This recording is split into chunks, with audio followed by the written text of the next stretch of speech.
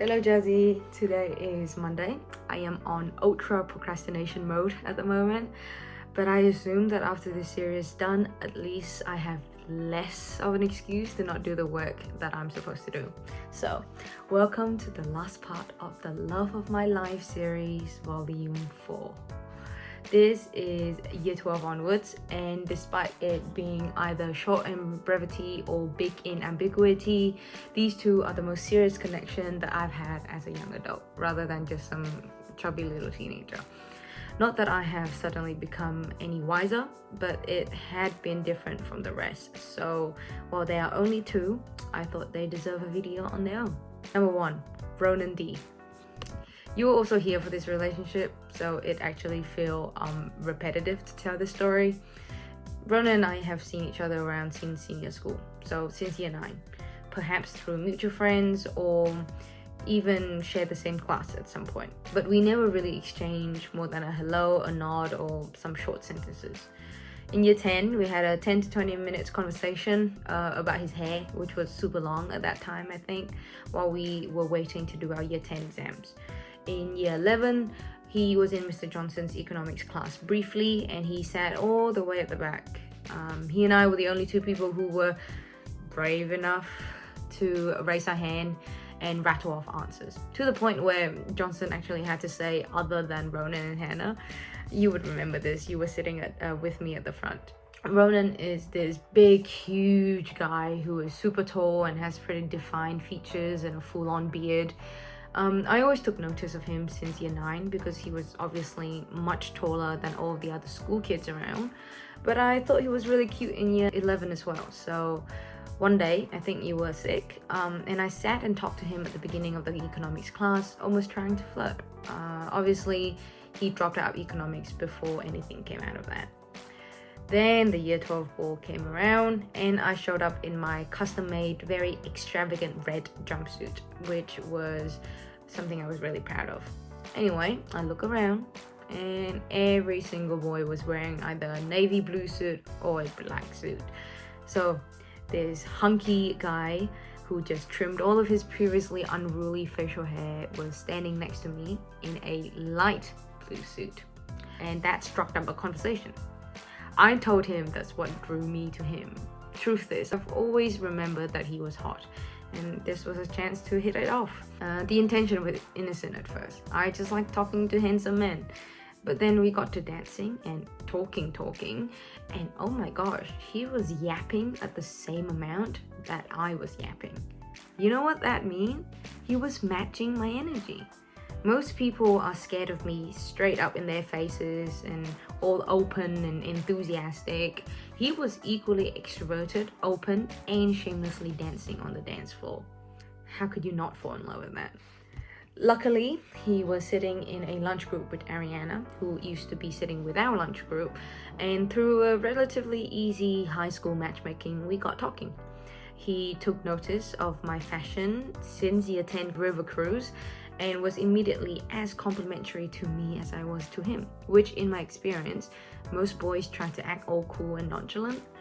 Then soon after, we started dating. The communication was open from the beginning, almost business-like, and we would talk 2 to 3 hours on what we expected and what our problems and what our love languages are. In the end, my impatience was what pushed us together before we really got to know each other. I was just not used to waiting around, and I thought 5 days was a lot of waiting around. Long story short, despite some really good dates and good talking, we went a bit too fast sexually for my liking, and I shut down on communication instead of doing the right thing, which was to tell him.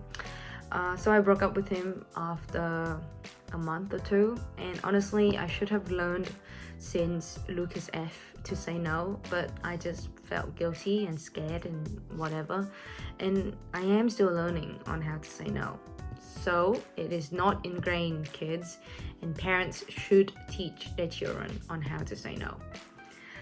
There, we remained friends, distant friends after that, saying hi and talking here and then, which was a shame because Ronan and I hit off pretty well.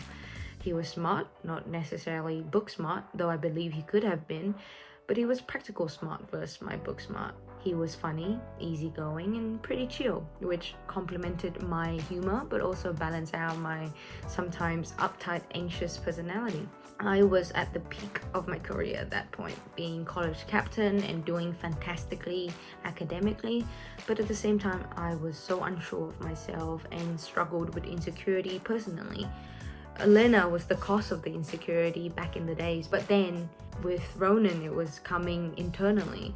Yet, he actually helped me tremendously. He knew himself, very vulnerable but confident about himself and about me and us, and that really did help a lot. By the way, I know you said I only liked him because he was hot and funny, which is true, but what kept me so attached to him was his ability to show more than two emotions, happiness and anger, you know? Like, boys I know are incapable of expressing more than those two. And this guy single-handedly showed me sadness, fear, and satisfaction. Like, what the heck? Oh my gosh, this is a bloody essay already. Point is, towards the end of year 12, I was tired, stressed, and vulnerable, which led me to seek out physical intimacy. Oxytocin, you know? Ronan is also perpetually horny, so he took up the opportunity to provide me with comfort, not expecting sex, but at the same time, expecting sex. I felt guilty again and pressured by myself, tried it and freaked out. He and I are still great friends, but I learned that whenever I want just physical intimacy, not even sex, just physical intimacy, I need to not get my feelings involved.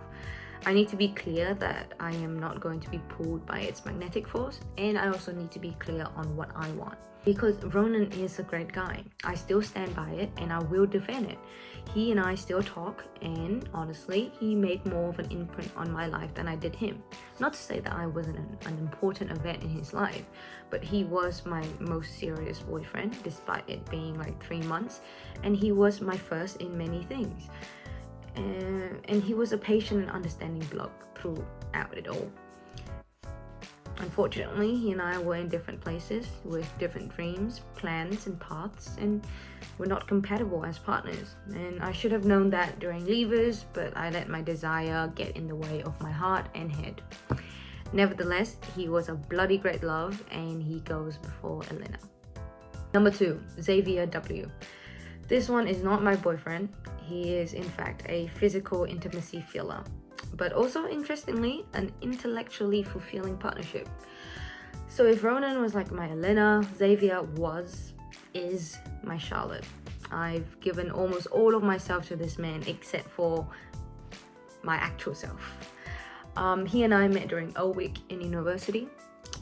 You heard the story like a million times, but I struck up a conversation which got me making friends with a few people, including this quiet, tall, lanky kid with curly black hair and sad eyes. By the end of the education faculty after party, which is a degree all of us were pursuing, everyone went home or to other engagements. He lives like 10 minutes away from university and didn't have anything to do. So he took up my invitation to attend a party at the university's tavern. So what was originally a quiet 2 hours for him to attend this education degree seminar before going on his quiet merry way became a 2 hours conversation with this lousy ambivert and another 3 hours of drinking with said ambivert. Within those 5 hours, I learned that I found a comrade in this man who shared basically all of my hobbies. He loves films, literature, philosophy, and music. That is all I live for. On top of that, he's definitely an alcoholic, and with my approaching addiction, it was like a match made in heaven. At first look, he was not that special, and he looked nothing like my type, which after Ronan and Greg Davies was pretty rooted. But he was insanely smart and knowledgeable, and I thought I saw a potential in a partner because I was lonely as heck. Then we met Delta, this gorgeous red-haired gal who was just the perfect mix of grace and fun. And from the way he looked at her, I should have known, but I found out maybe a month later that he was in fact falling head over heels with her at first sight. The problem was, they were not compatible. And I didn't see it from an envy or hatred or jealousy point of view.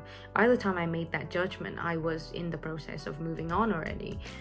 She just didn't like a single thing that he did, and she was not a drinker. Most importantly, she was so not interested in him. The thing eventually fizzled out as I expected. What I didn't expect though was me and Xavier continuing to talk every night until late hours and organizing a time to hang out one-on-one with each other. He made all the necessary first moves the first time we hung out, which sent the signals, and I made the moves the second time we hung out, which set a pattern. Each time started and ended the same way. We watched movies from his great collections, drank 1 bottle of wine, took an off-road route walk in the forest at midnight to the river, and admired the stars and talk about love and philosophy and whatever deep things that we found inside of us. Finish another bottle of wine in each other's arms, listen to vinyls on his bed, and cuddle to sleep until the next morning. He would pick me up and drive me home like a gentleman. And it was everything like a date that I have always imagined and wanted, except it was so clear that the chemistry was here and not here. I have no doubt that if we meet again, it would fall into the same pattern. We are just two vulnerable, lonely idiots, Jazzy, who crave physical intimacy to fill this void inside of us. We declare ourselves hopeless romantic and just mold into each other for one evening to take away the reality that we are just a bunch of hopeful mess digging our graves while singing victim songs. But at least, lesson learned, I'm doing this with a guy I have absolutely no romantic desire for, unlike Ronan. So we can only hope this one doesn't end up in a dumpster fire. I will see you on Friday, Jazzy, because this video is way too long already. That's it if you actually make your video, because I am right now ahead of you by 2 videos. Guess I am a better friend once again. Ciao!